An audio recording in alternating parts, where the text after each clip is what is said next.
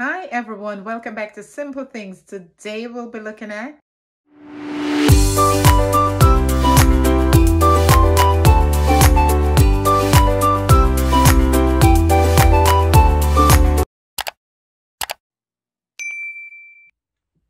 once upon a time in the land of Israel, there lived a mighty king named David.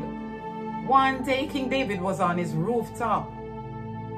Now, rooftop was a popular place for sleeping, worship, prayer, and bathing, among other things. In those days, he happened to glance at a beautiful lady taking a bath.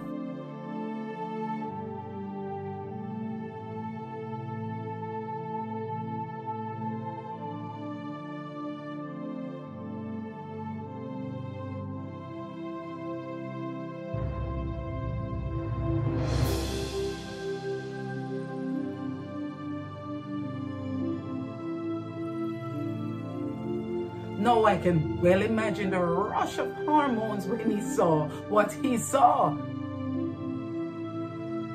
David was overcome with such overwhelming passion and asked his servants about her. They told him that the lady who filled his eyes was Bathsheba, the wife of Uriah the Hittite. David couldn't care less.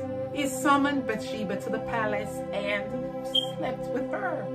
And don't ask me why Bathsheba went along with the deal like a lamb to the slaughter.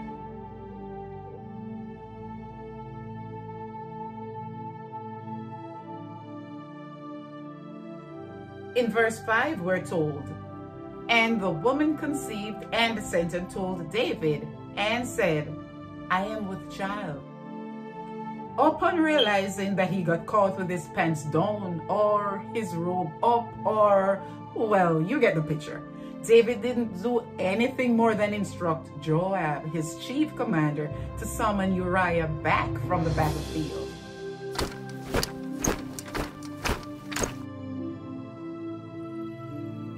David felt he was so smart, playing fool for catch wise, as we'd say in Jamaica, asking Uriah all sorts of distracting questions about how Joab was, how the people were, how the war was going.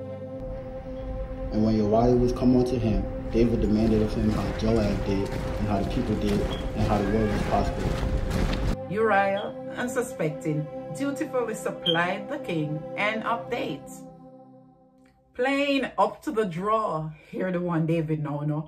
Go down to thy house and wash thy feet. Even sending a buffet of food for Uriah. I mean, which soldier wouldn't want to be relieved in the middle of a war? To get the chance to go home to your beautiful wife? Man, you crazy? Verse 9. But Uriah slept at the door of the king's house with all the servants of his lord, and went not down to his house.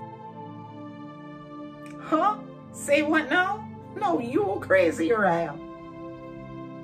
Well, nah. Uriah was just being a faithful servant. When David saw that Uriah wasn't working with the program, he summoned Uriah and said, "And I sent you home from your journey to go get some respite with your wife, and instead you slept here in the servants' quarters?" Verse 11. And Uriah said unto David, "The ark and Israel and Judah abide in tents, and my lord Joab and the servants of my lord are encamped in the open fields. Shall I then go into mine house to eat and to drink and to lie with my wife? As thou livest, as thy soul liveth, I will not do this thing." Things weren't going according to the king's plans at all. Surely by the second day, this loyal soldier will desire being with his wife and cut this nonsense, David must have thought. So he made the same foolish attempt the second day. Verse 12. And David said to Uriah, "Tarry here today also, and tomorrow will I let thee depart." So Uriah abode in Jerusalem that day and the morrow. And when David had called him, he did eat and drink before him, and he made him drunk. And at even he went out to lie on his bed with the servants of his Lord, but went not down to his house. Really now, King David? You filled up the man with food and drunk him off, and he still didn't go home with his wife, but instead stayed a second night in your servant's quarters? Certainly Uriah is a better man to you than you were to him. But the saga doesn't stop there, friends.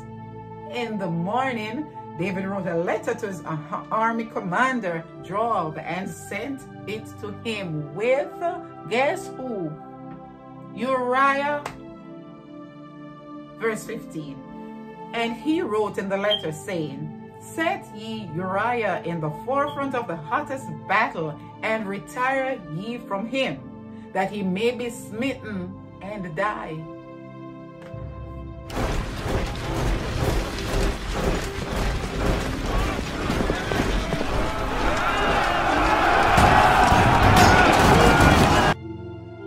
And it came to pass, when Joab observed the city, that he assigned Uriah unto a place where he knew that valiant men were.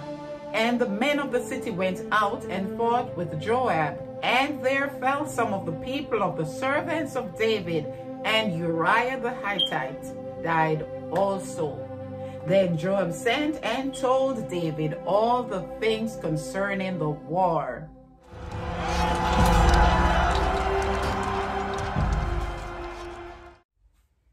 But Joab was working with a program. He outlined to the messenger the military tactics he should relay to the king. Then at the end of it all, when he realized that David started getting upset, just say, and thy servant Uriah is dead also. And when the wife of Uriah, verse 26, heard that Uriah, her husband, was dead, she mourned for her husband. And when the mourning was past, David sent and fetched her to his house, and she became his wife and bore him a son. But the thing that David had done displeased the Lord. So, in his moment of deep distress and torment, David penned Psalm 51, one of his Psalm of repentance that shows God's depth of love and mercy. You can read the rest of the story for yourself in 2 Samuel 11. Friends, I tell you, there's no soap opera, no thriller, no war movie, nothing coming out of Hollywood that can ever compare to the stories coming out of the Bible. Yet many have it sitting there saying, oh, that boring book, that fairy tale. I beg you, my dear friends, please begin to read the Bible for yourself. No, not just read it.